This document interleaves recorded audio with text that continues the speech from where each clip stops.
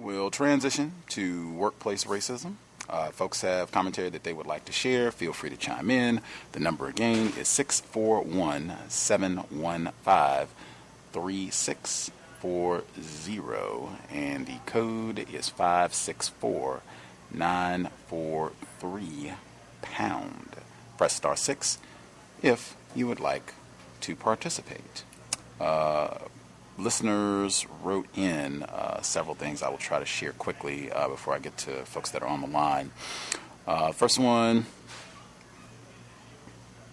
I listen to all of your programs, usually pre-recorded podcasts during my lunch break. In my car or en route to one of my 3 jobs. I'm soon going to be cutting back to 2 jobs to maintain my black mental health. Outstanding. The good news is that all 3 jobs offer me the opportunity to constructively help black people, even though anti-blackness prevents them sometimes from wanting the help.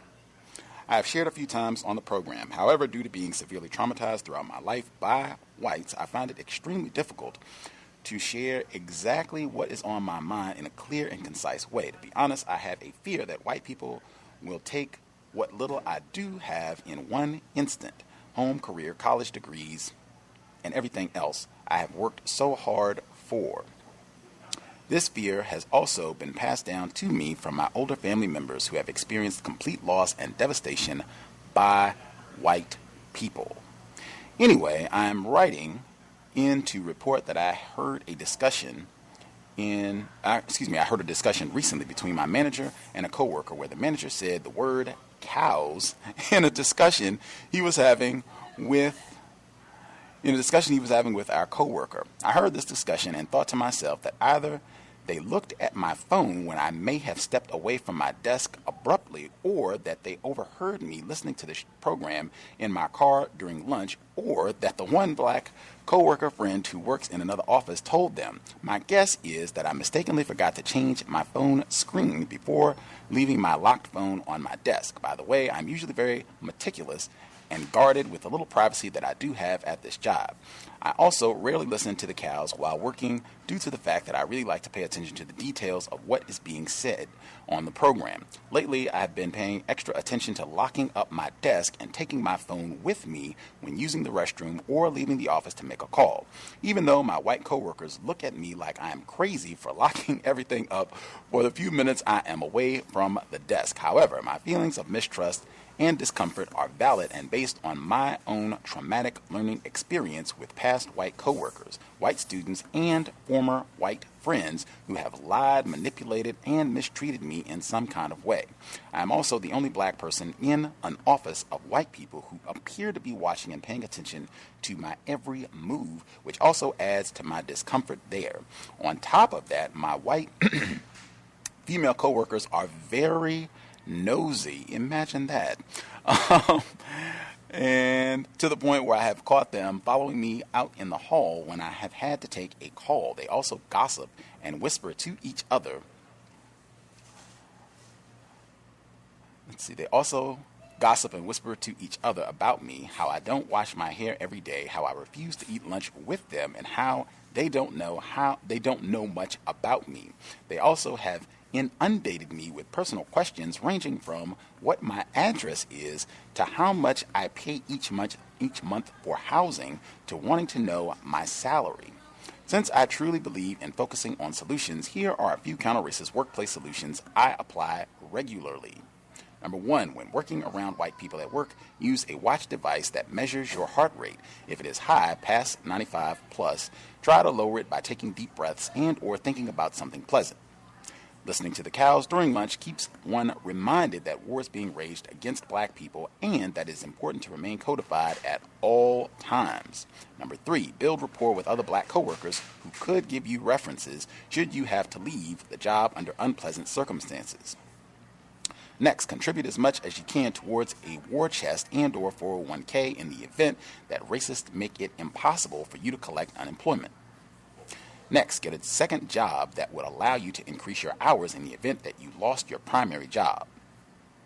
Next, when you're having to talk to white coworkers, pop up at their desk, they seem to feel uncomfortable when you are in their space on your terms. Next, cultivate other skills so that you can apply for other temp jobs if needed in an emergency. Next, guard your mental health by staying away from white foods altogether. These include white sugar, white flour products, white rice, white bread, soda, candy, etc. These things are proven to alter mood and also hinder clear thinking. Next, make sure to get enough sleep. Racists work overtime when they know we are tired and or not thinking straight. Lastly, as far as my situation, I am prepared and expecting the worst case scenario. If your job finds out that you listen to the cows or that you are unpleased with how white racists are mistreating you, you have the right as a human being not like the mistreatment and to question it. The shame of being a victim should be put back on the person and or people who are mistreating the victim. Outstanding. Always grand to have suggestions and codification for dealing with racism in the workplace. All right, we had one more workplace racism update. Okay. And this is this female caller. She's dialed in before dealing with this racist white woman who hugs her on the job. She's tried to make it clear that she does not want to be hugged. I think she even tried to codify a response and saying, I'm a mom, and we had a really tough flu season last year, so I'm really trying to minimize the amount of contact and touching that I do, so I'm not passing germs on to my child and everything. And it seemed like the race soldier got even more sinister about things. She would wait and come up behind her and hug her when she, wasn't prepared, couldn't see her, so she couldn't, defend herself adequately. So she wanted to give us an update. Here we go. I wanted to provide an update to you and the callers about the woman in my office who has insisted on hugging. I will tell you that the hugs have decreased substantially because of a number of reasons. She only works part-time. She has been out much of that time with personal illness, and when she is in the office, she is often busy socializing with other staff. So the other day, one of the first times we have been in the office together in weeks, she asks me for some figures related to one of her projects. I comply, and she then proceeds to hug me as a thank you. I never hug back and just stand there stiff and uncomfortable and frankly very embarrassed. She then proceeds to turn to my office mate and say, I know she hates those hugs. I tell her, yes, I do. I don't know why you keep giving them to me.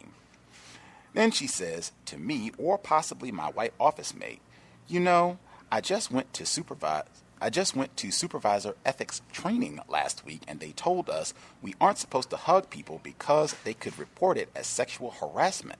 I told her, yeah, I know. And then she says, well, I'll just lean in and pretend I am hugging you then. I told her I don't like that either, and she kind of giggled and walked away. Later, I'm getting ready to leave for the day, and I go to the copier to copy something before I walk out, and the hugger walks up behind me as I turn around and pretends she is going to engage me in an embrace and then says, just kidding. She then turns to the receptionist whose desk we are near and says she hates hugs, and I say again, yes, I do. I do not like to be touched, and I walk out of the office for the day. I heard you mention the other day that you weren't sure why people don't seem to be as interested in sharing during workplace racism as, say, Area 8. The callers mentioned some very valid reasons that I would admit play a part for me, but one thing I don't think anyone mentioned is what makes it hardest for me. For me, much of my apprehension in terms of sharing during workplace is shame. I know I should be more firm or be more assertive and tell this woman exactly how I feel and what will happen if she continues this behavior, but honestly, I freeze up. I have never been a particularly confrontational person and as a result have often been victimized in criminal and unspeakable ways by whites as a result.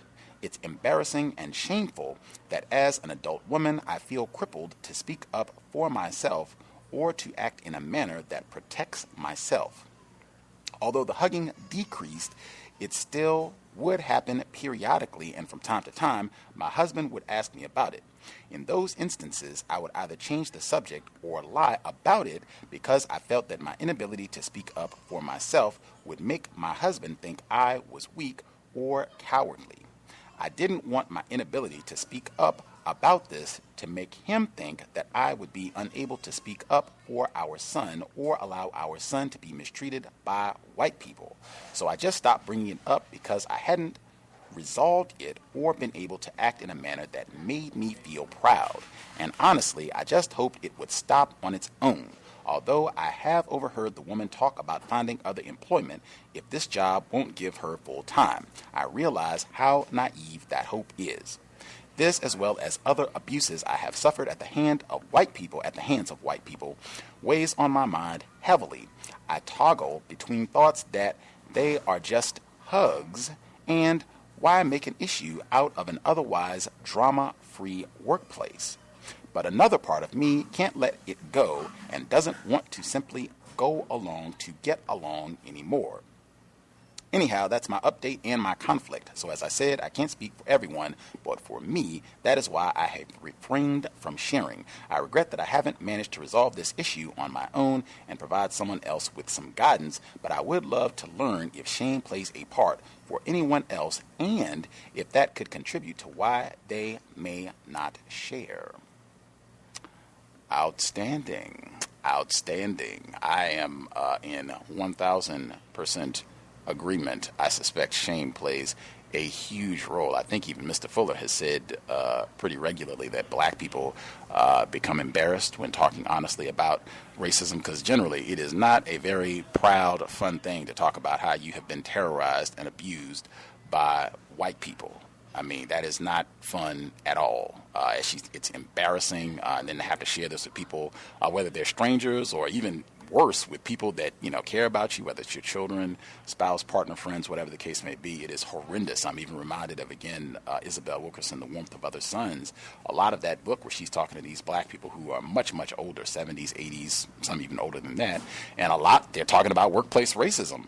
Even Ida Mae Gladney, she's talking about being sexually terrorized by this white brute where she's working in his house for a day on a temporary basis. And a lot of these victims said that they hadn't talked about this stuff in decades, that they had never talked about it to anyone for, I suspect, those exact reasons. I'm sure there are other things that contribute to it, but I think just the shame and embarrassment and just not feeling proud that, we weren't able to respond in a better manner, that we weren't able to do more, to feel like, I was on the job and I was, spirit of General Harriet Tubman. I told them what for and put it down and blah, blah, blah, and all that. I mean, white people have a lot of power over us, as the previous caller who wrote in said, to be able to take away your job, house, a lot of things to make things very unstable, insecure for us. And I think just being honest about that can go a long way. But I just will again encourage, I think we all try to be very supportive and nurturing when we get to workplace racism, keeping all that in mind, how difficult it is for victims of racism, particularly on the job. And I think this is incredibly important because so many of us are experiencing the exact same thing. I think that can be very, very helpful in dealing with all this, realizing that it's not just you, that whites are doing the exact same thing to thousands of black people worldwide every day, and that there are, in fact, some strategies that can be employed to try to minimize some of this stuff. That's the goal, that's the hope, and that's why I think it's important to try to work through and share, even though it is certainly not the most proud thing to talk about, how you've been terrorized. But I will stop there. Folks have commentary on what either of the folks who wrote in, what they had to share, or if you have your own instances of workplace racism you want to share, feel free.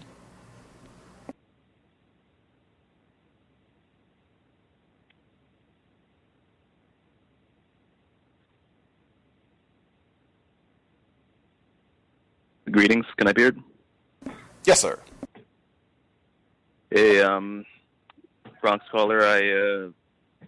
Right now I work with my family, and so there's not really anybody but black people around. Only a small handful of people, and usually I'm working alone on a task. So workplace racism doesn't really come into play right now, but when I lived in Denver, a few years back. I could relate. I'll be quick. That's a interesting sequence of events. The people I worked around. I was working with this guy. Well, I worked at a deli kind of counter kind of thing. It was just like some kind of kind of fresh salad bar kind of restaurant thing. It was called Panera. It was something like that though. So I was working with some people. I became friends with one guy in particular, a white guy. And actually, I actually ended up staying with them sometimes because I was kind of in and out of the place where I was at. And then I ended up getting fired from this job because I sent a text message to this girl that we were working with. It was like I told her F off in the text message, right? And it was kind of like, it was half joking, and it was somebody that I had a rapport with outside of work. We had hung out outside of work. So it was kind of like, I don't know, she was kind of ignoring me or something. And is this white, suspected racist female, the dangers of interacting with white females. So I sent her this text message, she's kind of ignoring my text, and I was just like F off or whatever. And I go to work, and my boss, this like, a guy, he comes up to me, he's all talking about this text message, and he's like, who do you text like that? And I'm like, well, it's between her and I, it wasn't really anything big, and I got fired there. So I go into this, I was unemployed for a while, go into another job. I found this, actually it was a really good fit. It was a vegan restaurant. And it was a place where I'd eaten a lot, in Denver. So it was a really good fit. And so this guy that I was working with before, who I had stayed with sometimes, he had actually been on felony probation in a whole nother state. He had done all this crazy stuff, and he had ended up getting off with this felony probation for like this stuff he could have gone down for, like, I don't know, a very long time. It was like he had some pretty substantial charges against him. So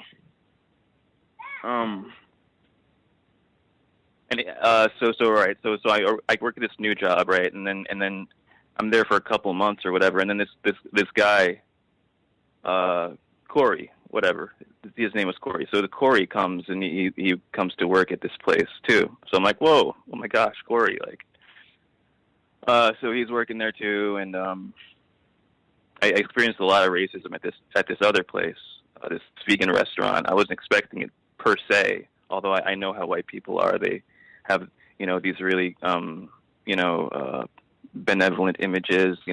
White people, you imagine that they're, seeking justice for animals and gay people and, black people and whatnot. But, really it's all just a front, and they're very, petty and, cruel and racist, whatever.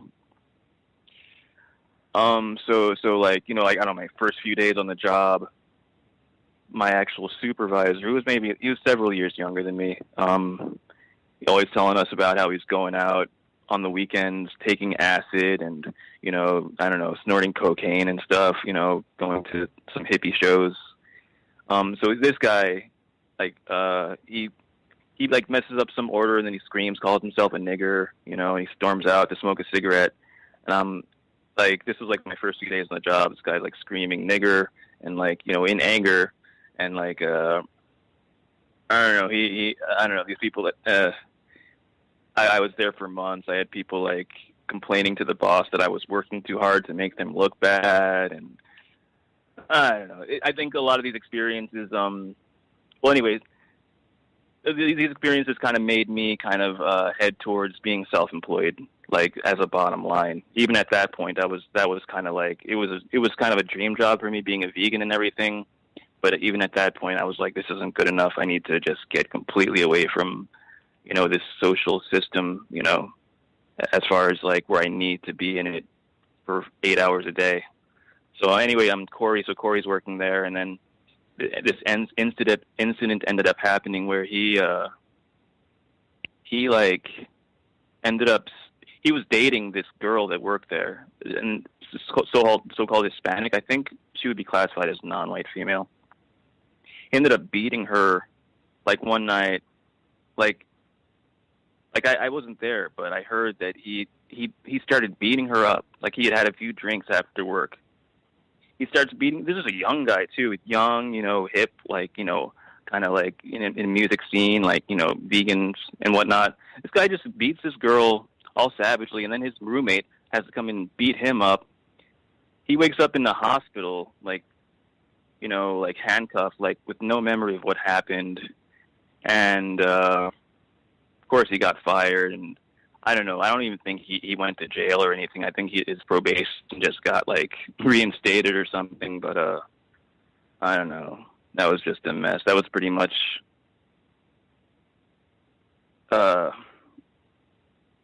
yeah.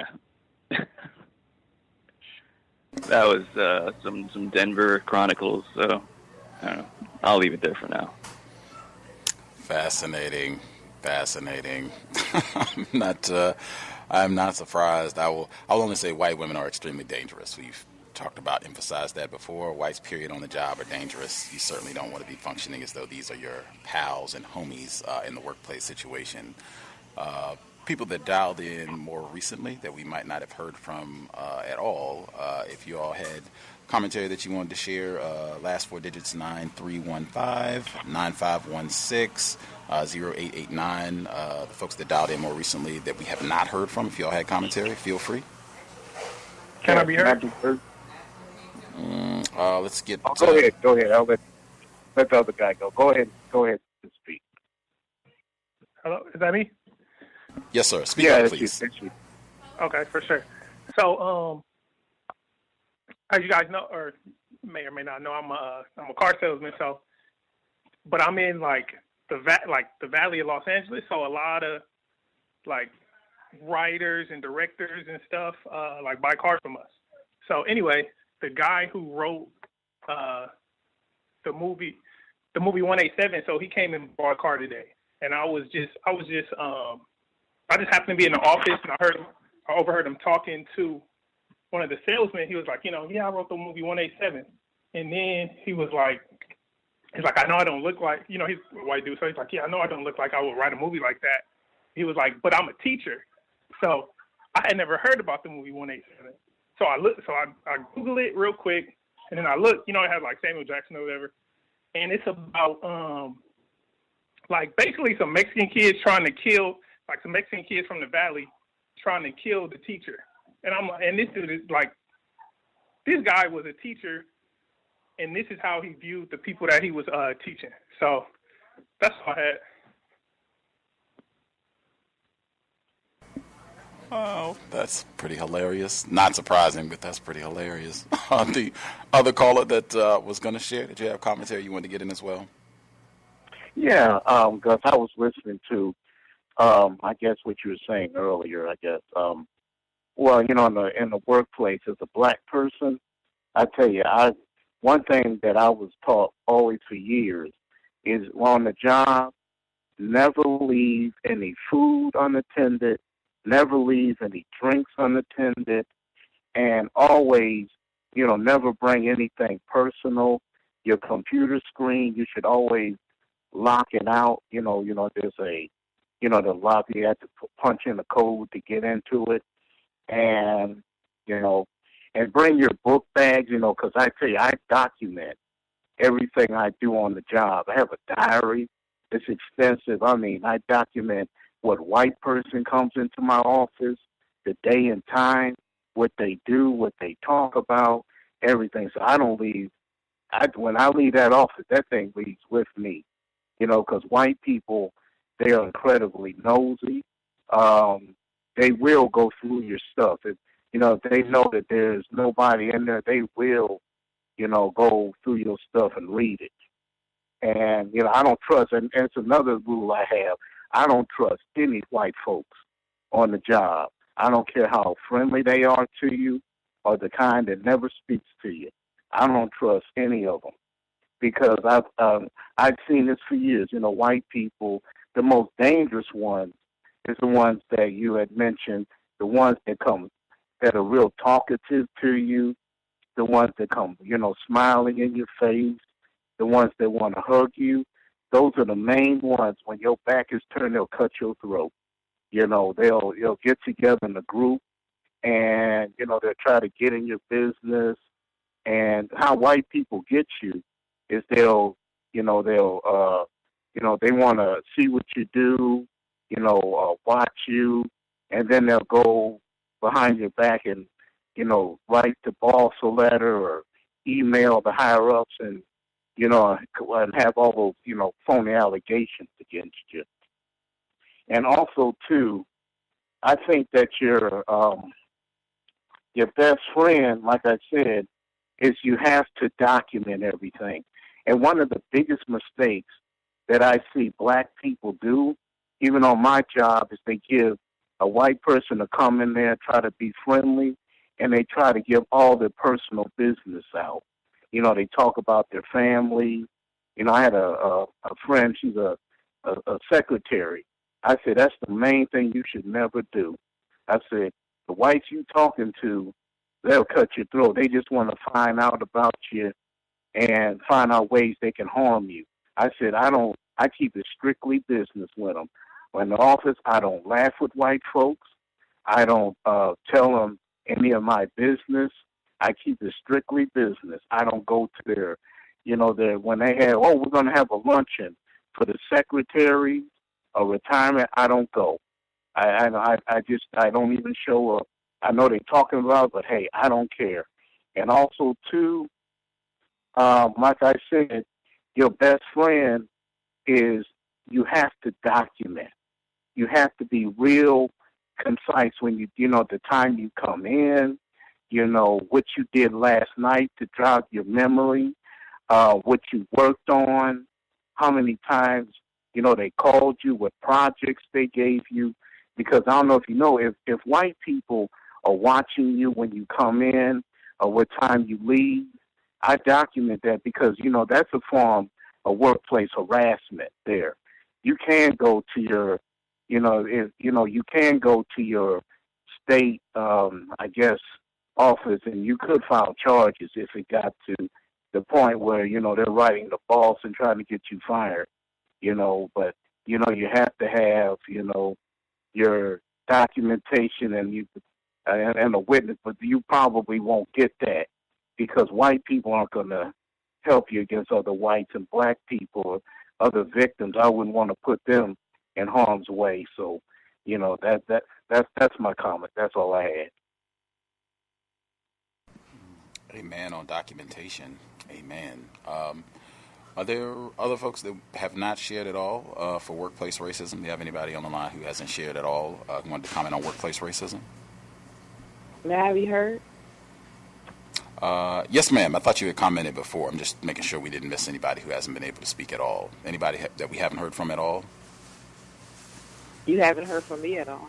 Oh, my bad. I'm sorry. I thought you were our caller in Ohio. Go ahead, ma'am. Sorry about that. No, I'm a caller in Milwaukee, Wisconsin. Oh, right on. Good to hear from you. I'm a new caller. I just wanted to make a comment on workplace racism.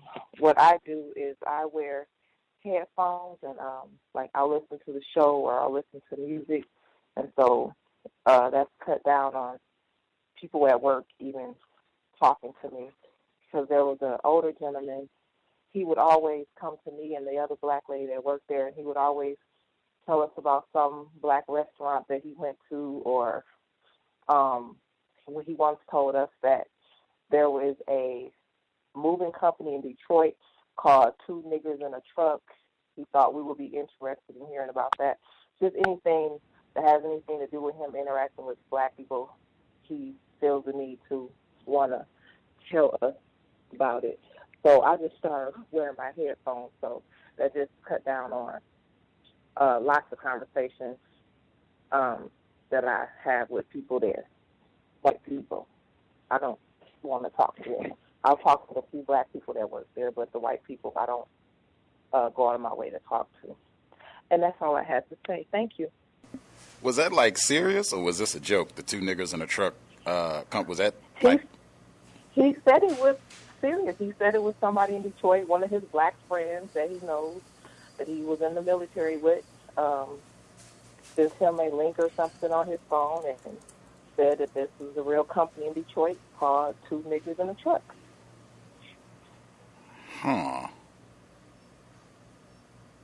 Okay, that is that is wow. But I totally agree. Whether it's legit or not, I totally agree with that suggestion. Just trying to minimize the tackiness so that you don't have to deal with them coming up and giving you random stuff like that, and just to engage you, because I feel like they just try to engage in any sort of tackiness where they can be racist under the guy. Oh, we were just talking. I was just telling you about this. I thought you would find it interesting. That so anything that you can do to minimize that sort of unnecessary fraternizing, A plus. A plus. Do we have? Thank you. For sure, for sure. Anybody that we haven't heard from at all have commentary they wanted to get in? Workplace racism? Can I be heard? Yes, sir. How you doing? Gus T. Sam from Compton, California. I work for a local school district here in L.A. County. I'm a resource officer for the district, and I want to work racism. Thirdly, I work at a high school continuation school, and where kids who fall off in their regular school, they come there and do catch-up work. And they have a PE teacher there, it's a white guy. And we had an incident where, I guess during PE time, during the kids, most of the kids there are black or non-white, Hispanic. So I guess the teacher came to work one day, and I guess he had some shorts on, and I guess he was kind of exposed or something like that. And it got out. I guess a kid went and told the principal. So the point, it's crazy how white folks don't get in trouble at work, is that the principal, which is non-black also, had another teacher just go talk to him about it. I guess one of the kids in his private or whatever. But what I find strange is that there's a black teacher there who I've been knowing for years, working with since the 90s. He got reprimanded for saying a curse word at a kid. But I was saying, wow, y'all trying to fire him and put a dig on his credentials for saying a swear word, probably on accident. But y'all know this guy here was doing PE with his privates exposed. And nothing happened, And I just find that strange, I find it strange. That's all I want to say. Thanks, guys. Wow. Not surprising. Cynical African, I'm sure, would enjoy getting more of the details, but I'm sure he would also submit that is pretty typical within this system. I saw the report this week. I guess this would be workplace racism, too, where they said that Joe Paterno up at Penn State, that he knew about Jerry Sandusky's child rape dating back to the 70s. Now, he just got convicted, a couple years back, but that he knew about this, I guess that would be like 30 years, about 35 years before all this came out. I think all this came out in 2011 when he got arrested and everything, but that he had known about this for a long time and had just chose to not do anything. That sort of thing tends to happen frequently with these sexual predators, and you can just juxtapose that with the treatment that black people get for anything, a perceived infraction, or even a manufactured, totally made up infraction, where we're written up, fired, terminated, the whole nine. Other folks have commentary. If you have thoughts on what folks have shared thus far, if you have your own incidents, feel free. Hey, can I be heard? Yes. I guess we'll get Thomas in New York first. Oh, yeah, this is quick. I've been listening, and of course, when I heard two niggas in a truck, I had to Google it. And what came up was a whole joke page called Two Niggas in a Stolen Truck. And I wonder if that was the setup, a whole bunch of Pinterest and USA article. I think someone named Ted Nugent was the person that made this meme, two niggas in a stolen truck with two dudes, two Africans with spears in their hands on the truck, and it's just tackiness. I can't find any business called Two Niggas in a Truck in Detroit. All that comes up is two niggas in this stolen truck meme, and I think that the guy was practicing racism. Retired firefighter, were you going to share as well? Yes, I just wanted to comment on the first person that wrote in their workplace racism experience, and I really feel sorry for the lady, I believe it was, in her dilemma, and that's how I process it, because ultimately it's going to keep happening, this misadventure, until either that white person gets tired of it themselves. I think she mentioned about getting sick or whatever. And I mean, when I think about it, she did get worse than getting sick, or something else, other than what she has not been doing, because the real answer to it, from my experience, is to deal with it immediately when it takes place.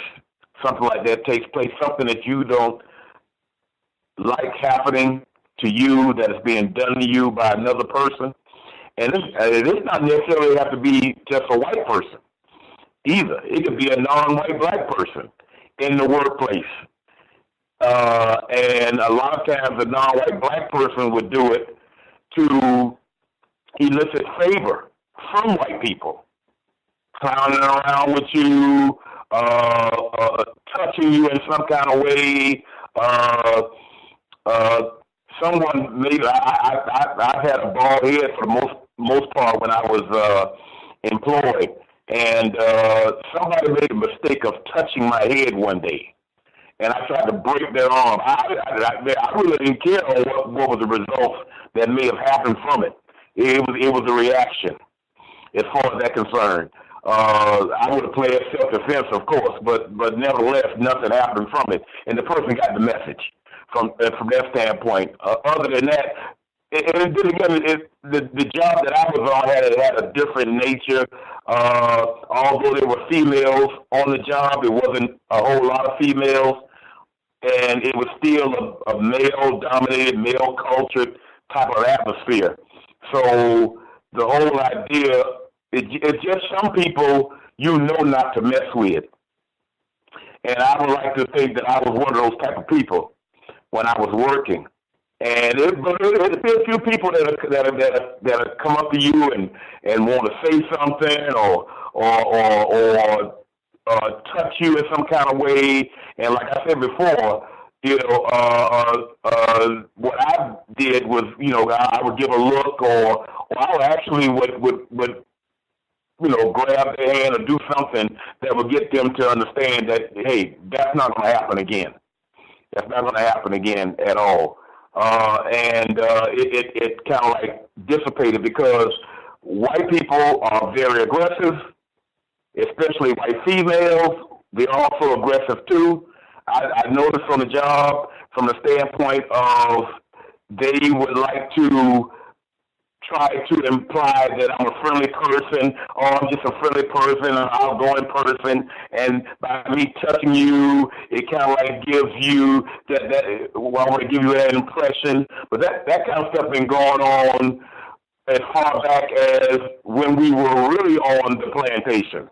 And they use it for the same reasons also, for some sort of impromptu entertainment, and to try to make themselves look like they are, well, I'm down to the level with the slaves type of thing, and but you have that type of thing have to be, and I'm maybe talking to somebody who really hasn't gotten to that point that they can see it coming. If it happens, you got to deal with that immediately, because actually what it is it actually is a form of bullying. It's a form of bullying, and that can continuously happen until that person gets tired, as far as that concerned. Or if you want to, go through the system as far as paperwork is concerned, that also would be important from the standpoint you have something of a legal document to go back on if it gets to a situation to whereas they try to make it a he said, she said type of thing. You would have, it down on paper that you actually took it to where your job suggested you should do, and that's what I had to say. My phone is about to go dead. Thank you. For sure.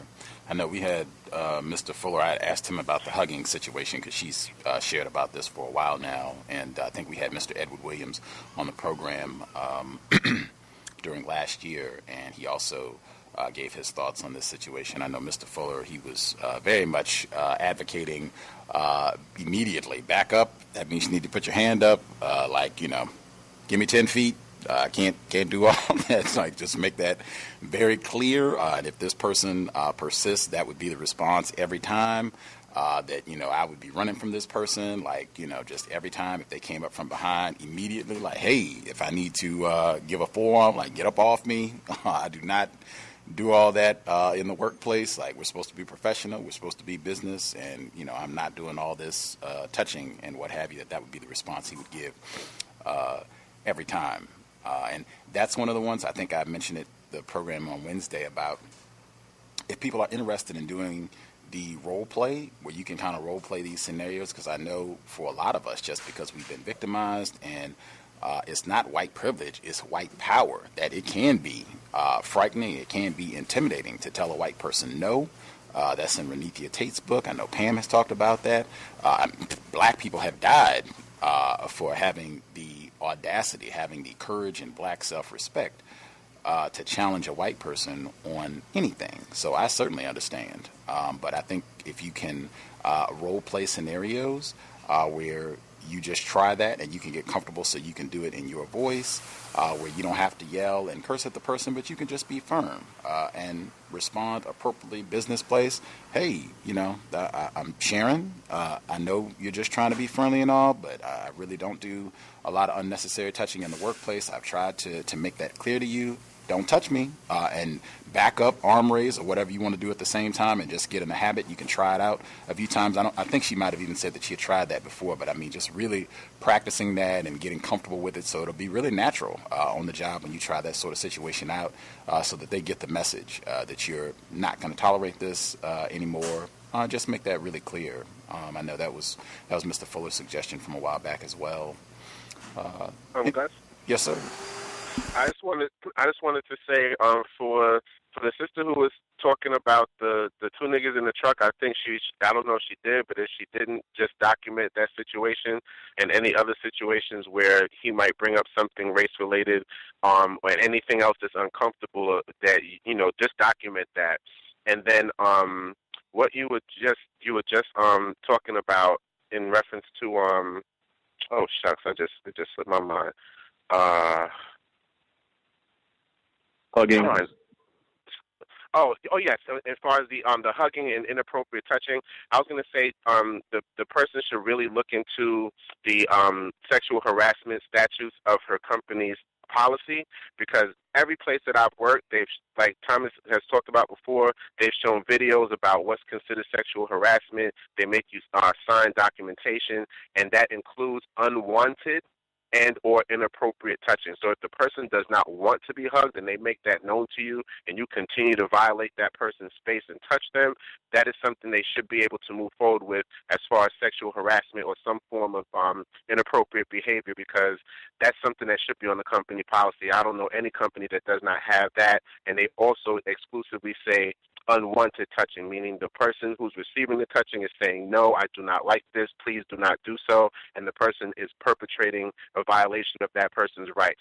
So I just wanted to put that out there. I think the race soldier in this incident, even as she was violating this black female, acknowledged that she just went to training where this was covered, and it was covered as inappropriate conduct, sexual harassment, unethical behavior, doing this, and laughed as she continued doing it, which for me just further solidifies that this is total white terrorism. She knows exactly what she's doing, and she's doing this deliberately to terrorize and sexually abuse this black female. And it kind of reminds me of the book where the guy was forced to go through the jaw surgery, and then the doctor cut him so he had a permanent grin on his face, and then he laughed about it afterwards. It reminds me of that. That's immediately what I thought about, and it's like this gleeful enjoyment of the suffering of a black person. So yeah, if you can look into that as far as this person violating your space, and if there's other people who bore witness to her touching you, with you asking her not to, just I don't know if you have it documented, but if that's the case, just bring all that documentation to the fore and call on the carpet for it, because there should be company policy, and she's violating that, and she's gleefully doing so. So she's doing so at your peril and causing you all kinds of sufferation on the job. So I wish you the best with that, because that's a really hellish situation to deal with. I was just gonna say, like, I was just thinking about how, like, at the job where I was just talking about some some experiences at the job where I was working. Like, Gus talks about don't go to office parties and stuff, and the office party at that job where I was at, we were all drinking, and cops got called, and actually this girl actually got sexually assaulted. A non-white female got sexually assaulted by a white guy, but I mean, like, now it's like, LGBTQ, people all want to be treated equally. So you don't even know whether it's a sexual advance or not, So, I mean, I've never heard of a workplace where being hugged was at all appropriate. So, just to put that there. I think that's at least the second time that we have heard of alcohol at an office party, and enforcement officials had to be called, and things got that out of control. Just that would be another great illustration of, number one, sobriety would be best. Number two, I would avoid those office parties if you can. Again, I know some people are required to go. We talked about that as well. Codify if you got to go, or if you feel like you need to make a appearance for 30 minutes or whatever the case may be, just to make sure that you don't get in any unnecessary trouble on the job. But if you do not have to be present, I would pass on all of those, because that's, as I said, at least the second time that we have heard of things getting that ridiculous with alcohol and coworkers. Before we conclude, anybody else have anything, workplace racism, they want to make sure they got in? Can I be heard? Yes, sir, if you could speak up. Yes, can you hear me now, Gus? That is an improvement. Yes, sir. Greetings to Gus, the host, the listeners and callers. Just a few observations from the week. I had a few conversations with the white male who I've been studying for a while now. He said he went to a protest downtown, and I guess they were still talking about the Confederate statue that's located down there, and he just said he wanted to ask me. He said, I walked up to this protester, and she had a sign called Black Lives Matter. So he asked her, and he was like, well, shouldn't it be all lives matter? And then he told me the lady started cussing him out, and that was pretty much that was that first incident. And then it was two white females, I guess, gossiping about somebody. Apparently, it was a person who used to work in our department, like an older white lady, and I found out that it's like this pattern where if two white people might be having like some kind of feud or dispute, one of the white people will somewhat, I guess, reveal that the other white person is practicing racism, or will somewhat label them a racist, because she said, oh yeah, this person, she made sure when blank, she said my name when blank was in the room, that she held disgust for the Martin Luther King holiday, and she'd rather come to work than stay at home. And the other white girl, she's standing next to me, and she like blushing or, turning red like she ashamed, and she wasn't even talking to her. So I guess she had problems with this other white lady. So that was the second one. And the third was this white woman. She was asking, like, how could she send like an envelope to the other courthouse building, and she wanted to send it to this black judge and his assistant, who was also a black female. And it was a newspaper article about a swearing.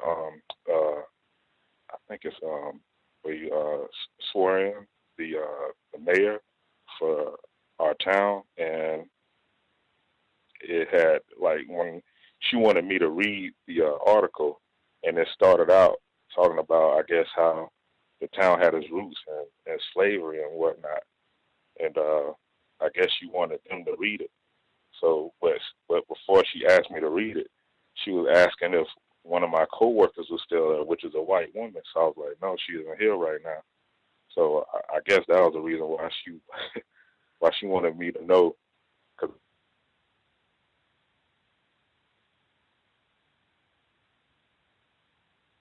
take a look at this. So, I just think it's wonderful that this new mayor is going to really help the town get into the mind, thought, and action. And I was like, what? It almost sounded like some Mr. Fuller would say, like thought, speech, and action. It was something similar to that. And, I read it, and I just put it in the envelope and sent it to the other building. So, yeah, that was some of the interesting observations I had for this week.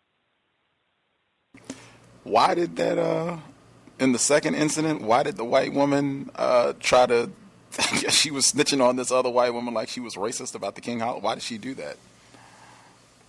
Well, I think, they were talking about, there was a older white woman that used to be in our department. So I guess it just came up in a conversation, and I think they had problems back like a couple years ago when she used to work in this department, but then she got moved, I guess, after so many incidents, and she was, I guess, a problem to some other coworkers. So I guess apparently she was one of them.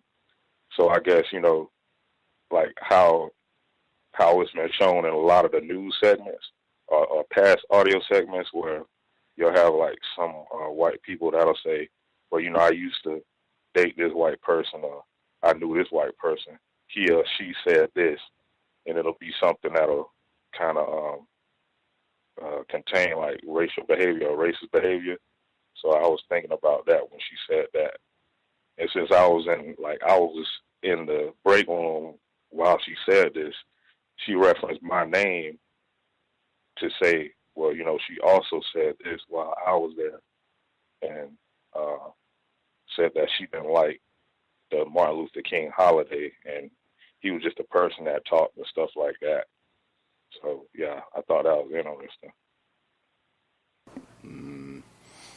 Wow. That is, even with that, though, that's does stand out a bit, at least to me. It's not too often that whites will call another white person, brand another white person as racist.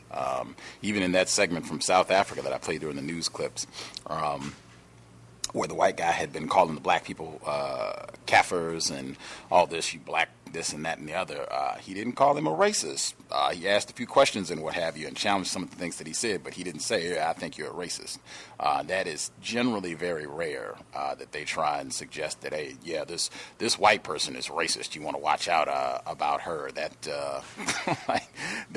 is just noteworthy. And also I've seen a few times where whites will do that sort of thing to deflect attention from themselves, where they know, hey, I'm white, so I'm racist too, but I will make you think that I am a good white person and I'm down with, you niggers. Dr. King is my man. This Peggy over here, though, watch out around her. She is, a no good racist and so. But I'm cool in the game. You don't have to worry about me. I've seen where they'll do that sort of thing as well. Yeah, that's extremely rare where they do that. She totally broke code. And a few weeks ago, Kurt Schilling, I guess he was released from ESPN, and he said, ESPN's a racist company. And I clicked in the article thinking he's going to talk about racism, and he was talking about Stephen A. Smith. So I mean, usually that's how it plays out. Come on. So usually that's how it plays out. So for her to actually put another white person out there, very rare, very interesting, man. And she's extremely dangerous too. I mean, I would stay away from her. But like I said before, like a couple of months ago, that this was a person who I also strongly suspect was a white supremacist, because I asked the woman, I said, hey, you saying, this word redneck, and, I just can't stand them. And then I said, well, such and such, would she be considered one? Since she said this, you heard she said that comment, and she was like, yeah, I heard it. Then so I said, well, doesn't that make her a redneck the way that you're using it? And you should have seen her face. She, she didn't really give a response. She was kind of like stuttering. And the same person was saying that when a chair went missing, I believe I shared this, when a chair went missing, I guess someone else had asked me, did I know what happened to it? And I said, I didn't know. And then she said, yeah, because you would have left your blackness all over it. Dang. Same person. Wow. Oh, man. You Wow. got to be careful, because she sounds like she's trying to play up to you and maybe recruit you to get you on her team. But she is a highly refined, but also really interesting white supremacist, boy. She is really something else. But she's dangerous. Really be careful with her. Please do so. It sounds like you are. Fascinating. The Black Lives Matter exchange was significant as well, I thought. At any rate, as I said... Hey Gus, could I... Yes, sir? Sorry.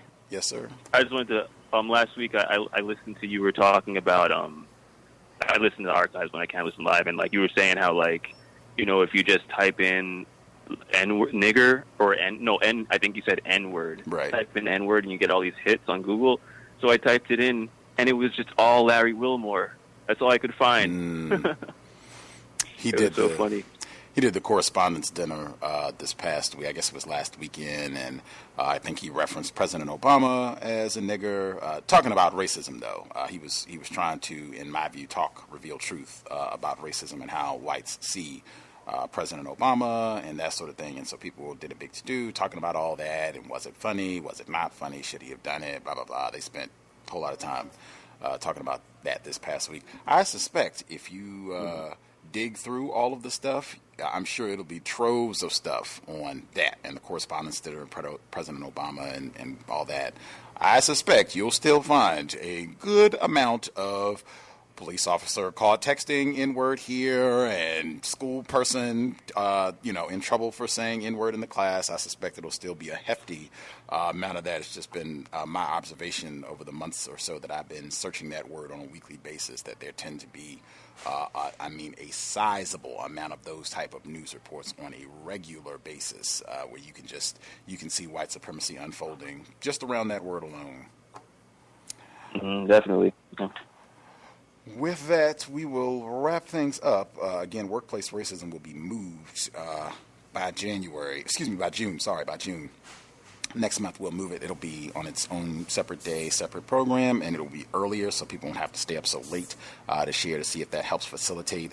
I want to thank the folks who wrote in. We had both great suggestions for things victims should not do on the job, and then just the honesty, because I think that is a huge part of why some people are a little bit reticent to share about workplace racism and racism in general, just feeling ashamed about appearing weak or not being able to solve some of these problems on the job. Thank you to both of you. Thanks so much for sharing. I think that is hugely important. Folks can think about that, process on it. If you want to write in your own emails about that or your own workplace racism experiences, feel free to chime in. But I definitely think that's something that all of us deal with to varying degrees, just feeling guilty, embarrassed, ashamed about being victims of white supremacy, and it's nothing to feel guilty about at all.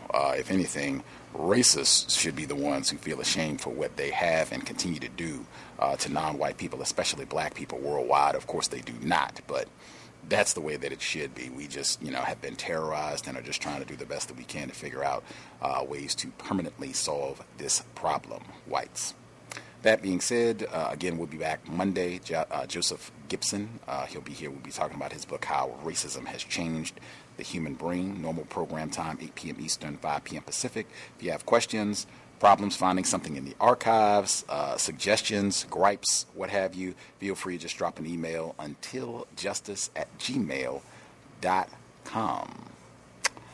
With that, sobriety would be best under conditions of white terrorism. I know it has been extremely nice weather up here in the Pacific Northwest. It was in the 80s today. It's getting warmer. Folks want to go outside and do all that stuff. That is great.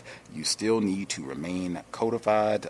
You do not want to be out and about frolicking in the sun or at the beach or whatever you are doing and think that racism, white supremacy is going to leave you alone just because you're out trying to have a good time and enjoy some sunshine.